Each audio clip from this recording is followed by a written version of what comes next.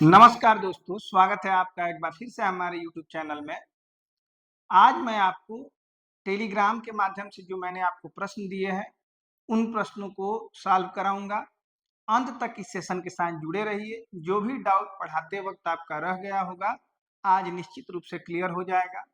आज का पहला प्रश्न जो मैंने लिया है, ये ट्रायंगल पढ़ाते वक़्त मुझसे छूट गया था, इसलिए मैंने इसको अलग से शामिल किया है। ये बराबर परीक्षाओं में पूछा जाने वाला प्रश्न है, तो आइए सबसे पहले इसके बारे में देखते हैं। इसके बाद हम लोग चलेंगे उस पीडीएफ की तरफ जो मैंने टेलीग्राम ग्रुप के माध्यम से आप तक पहुंचाया है। उम्मीद है आप लोग उसको सॉल्व जरूर किए होंगे। जो भी प्रश्न आपको नहीं आया है या नहीं समझ पाए हैं, इसको इस सेशन को देखने के बाद उसको निश्चित रूप से समझ पाएंगे। ठीक है, आइए शुरू करते हैं आज की क्लास। दिया गया है कि 48, 65 और 79 एक त्रिभुज की भुजाएं हैं। तो त्रिभुज है, ऑप्शन दिया गया है न्यून कोण त्रिभुज। मतलब आप इसका अंग्रेजी भी जानते ही होंगे, acute angle, acute angle triangle. इसको बोलते हैं ऑब्ट्यूज एंगल ट्रायंगल, और इसको बोलते हैं राइट एंगल ट्रायंगल।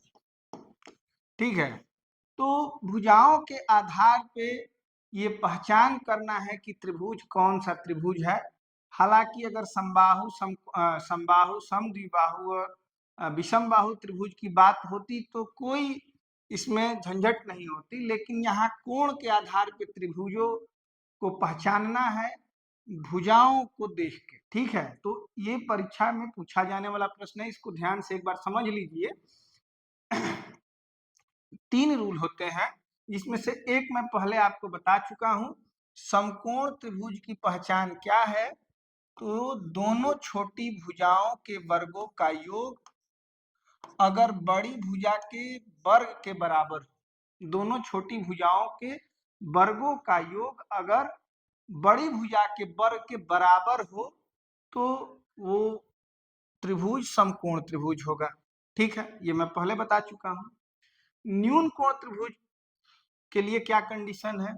तो दोनों छोटी भुजाओं के वर्गों का योग अगर बड़ा होगा बड़ी भुजा के वर्ग से, तो ऐसे त्रिभुज को हम लोग कहेंगे कि न्यून कोण त्रिभुज है। फिर अधिक कोण त्रिभुज की क्या पहचान है? तो दोनों छोटी भुजाओं के वर्गों का योग अगर छोटा होगा बड़ी भुजा के वर्ग से, तो कहेंगे कि अधिक कोण त्रिभुज है। ठीक है, अब इस प्रश्न को सॉल्व करने के लिए हम लोग क्या कर सकते हैं? 48, 65 और 79 के लिए भुजाएं दी गई है 48, 65 और 79। सबसे पहले ये चेक करते हैं कि इससे त्रिभुज बनना संभव है कि नहीं। मैंने आपको शर्त बताया था कि अगर दोनों छोटी भुजाओं का योग बड़ी भुजा से बड़ा है तो निश्चित रूप से इन भुजाओं से त्रिभुज का निर्माण होगा। तो ये तो त्रिभुज का निर्माण होगा। हालांकि ये प्रश्न पूछा हुआ है पहले से, एमपी पटवारी में ये प्रश्न पूछा गया था, तो यहाँ तो कोई संशय नहीं है कि इससे त्रिभुज का निर्माण होगा या नहीं होगा। अब हमको ये बताना है कि इन भुजाओं से जो त्रिभुज बनेगा वो कौन सा त्रिभुज होगा। ठीक है, तो इसके लिए सबसे पहले हम लोग, मक्खी बैठ के एक्सपोर्ट कर रही है इसको, तो गलती से शेयर का बटन टच हो गया था इसलिए एक्सपोर्ट होने लगा। चलिए देखते हैं। अब इसके आधार पे हम कैसे ये पता करेंगे? तो मैंने आपको पहले ही बताया है कि छोटी भुजाओं के वर्गों का योग, ठीक है, 3 कंडीशन है। या तो बराबर हो सकता है बड़ी भुजा के वर्ग के, या तो छोटा हो सकता, या तो बड़ा हो सकता है, या तो छोटा हो सकता है। इन तीनों कंडीशन को एक साथ लेके चलते हैं मित्र, और इसका वर्ग करके जोड़ने पे बहुत बड़ी संख्या आएगी, इसका वर्ग करना भी कठिन होगा। तो थोड़ा सा यहाँ पे हम लोग फार्मूले का यूज करेंगे। इसके लिए हम लोग क्या करेंगे कि सबसे छोटी भुजा को इधर रख लेते हैं। ठीक है, और ये तीनों कंडीशन साथ में लेके चलेंगे, और बड़ी भुजा के वर्ग से इधर एक 65 का स्क्वायर है, इसको अगर हम लोग पक्षांतर करके उधर ले जाते हैं राइट हैंड साइड की तरफ, तो ये 65 का स्क्वायर इधर माइनस हो जाएगा क्योंकि इधर प्लस है। अब इधर 48 का स्क्वायर मतलब 48 गुणे 48 होता है, ठीक है, बराबर बड़ा है छोटा है। तीनों कंडीशन लेके चल रहे हैं साथ में और देखेंगे कि इसमें से कौन सा कंडीशन ये भुजाएं फॉलो करती हैं, उस हिसाब से हमारा आंसर होगा। अब देखिए ए स्क्वायर माइनस बी स्क्वायर मतलब एक बार इनको जोड़ना है और एक बार इसको घटाना है, क्योंकि ए स्क्वायर माइनस बी स्क्वायर का फार्मूला होता है एक ब्रैकेट में ए प्लस बी और दूसरे ब्रैकेट में ए माइनस बी। तो अगर घटाते हैं हम लोग तो 9 से 5 घटाएंगे 4 हो जाएगा और 7 से 6 को घटाएंगे तो 1 हो जाएगा एक ब्रैकेट में, और गुणे दूसरे ब्रैकेट में इसको जोड़ना है 9 5 14 के 4 हासिल 1 और 6 6 12 13 और 14 हो जाएगा, ठीक है। अब इसको कटाना बहुत आसान है, यहाँ कटाएंगे तो हो जाएगा 12 से 12 चौके 48, इसको 12 बड़े 12 12 बार में 144, फिर 4 से कटा देंगे तो ये हो जाएगा 4 तिया 12, फिर 3 से कटा देंगे तो ये हो जाएगा 16, ठीक है। यहाँ भी कटा सकते हैं, 2 से कटाएंगे तो ये हो जाएगा 8 और 2 सते 14, ठीक है। तो यहाँ इधर क्या बचा 8 बचा और इधर क्या बचा 7 बचा। अब बताइए कि बराबर ग्रेटर लेसर में से कौन सा इसमें सही होना चाहिए। तो 7 और 8 बराबर नहीं हो सकते, इसलिए बराबर नहीं लिख सकते हैं। ये 8 बड़ा है 7 से तो यही चिन्ह होना चाहिए, ठीक है। ये चिन्ह क्या होना चाहिए और इस चिन्ह का मतलब क्या होगा कि दोनों छोटी भुजाओं का वर्ग जो है, वर्गों का योग जो है वो बड़ी भुजा के वर्ग से क्या है बड़ा है। इस अनुसार हम लोग ये कह सकते हैं कि ये कंडीशन ये फॉलो कर रहा है, मतलब दोनों छोटी भुजाओं के वर्गों का योगफल जो है बड़ी भुजा के वर्ग से बड़ा है। मतलब इसका आंसर ये होगा कि ये त्रिभुज कौन सा है, न्यून कोण त्रिभुज है, ठीक है। मान लीजिए कि अगर यहाँ कैलकुलेशन करते समय इधर कुछ ज्यादा आ जाता, 7 ना आके 9 आ जाता, तो हम लोग इस चिन्ह का भी प्रयोग ना करके इस चिन्ह का प्रयोग करते हैं और इस कंडीशन के हिसाब से हो जाता कि अधिक कोण त्रिभुज है, ठीक है।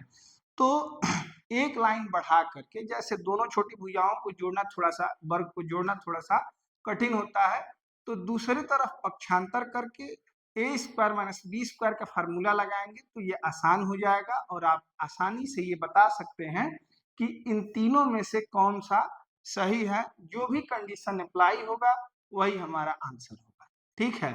तो इस प्रश्न का उत्तर हो जाएगा ये एक न्यून कोण त्रिभुज है, जो कि बिल्कुल सही है, ठीक है।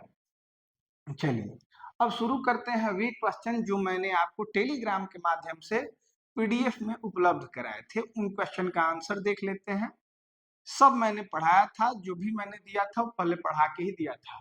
अगर आपने जो मैंने ट्रायंगल और लाइन एंगल्स के बारे में मैंने आपको बताया है, अगर आपने नहीं देखा है तो पीछे जाके प्लेलिस्ट में मैथ्स का एक प्लेलिस्ट है, उसमें जाके आप लोग देख सकते हैं। उसके बाद ये क्वेश्चन करेंगे तो आपको निश्चित रूप से समझ में आएगा, ठीक है।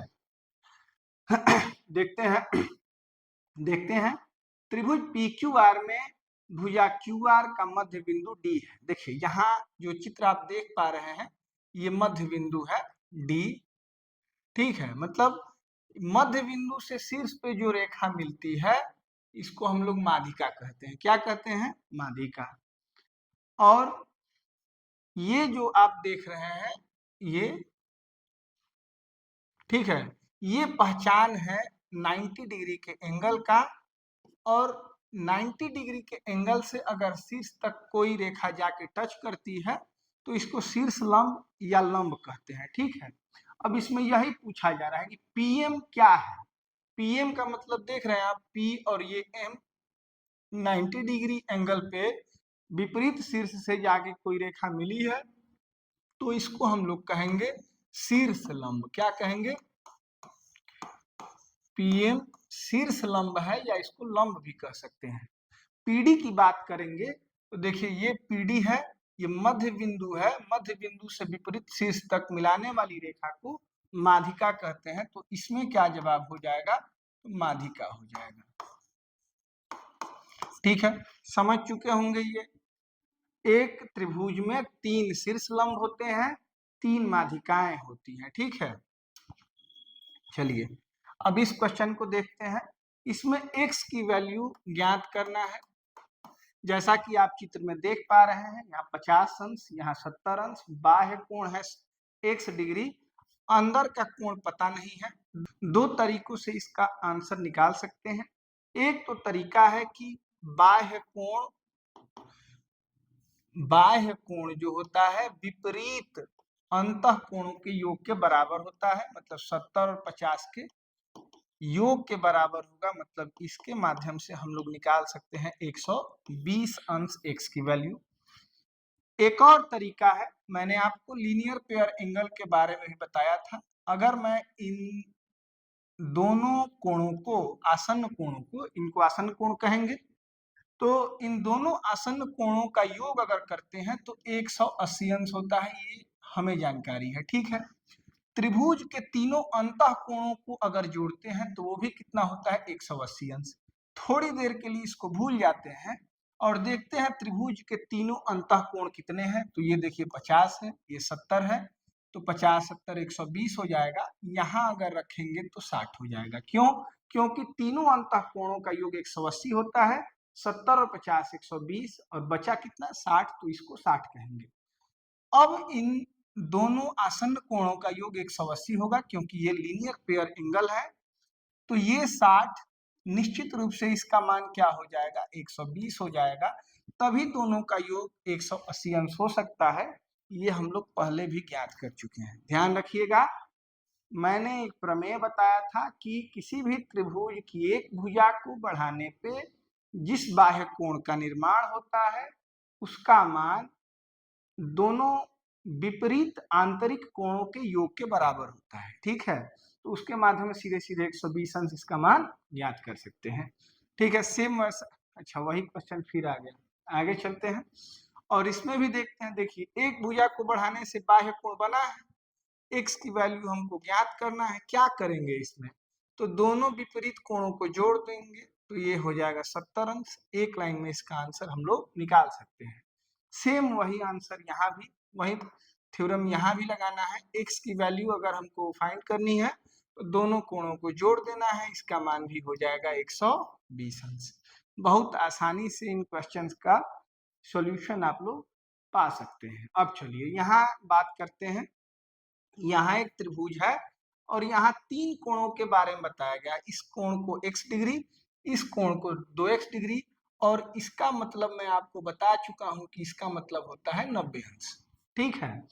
अब हम लोग जानते हैं कि त्रिभुज के तीनों कोणों का योग 180 अंश होता है, तो जोड़ के हम लोग बराबर कर देंगे 180 के। अब बताइए 2x और x कितना हो जाएगा, 3x। 180 से 90 को घटाएंगे तो बचेगा 90, और x की वैल्यू मिल जाएगी 30, ठीक है। अब इस हिसाब से ये कोण हो जाएगा 30 अंश का, और 2x का मतलब 30 दूनी 60 अंश का। देखिए यही हमारा आंसर होगा।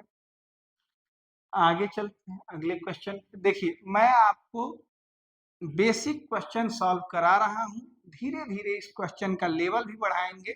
इसके बाद मैं घड़ी चैप्टर आपको पढ़ाऊंगा जो कि कोण से ही रिलेटेड है, लेकिन पहले बेसिक नॉलेज आपको होना चाहिए, ठीक है।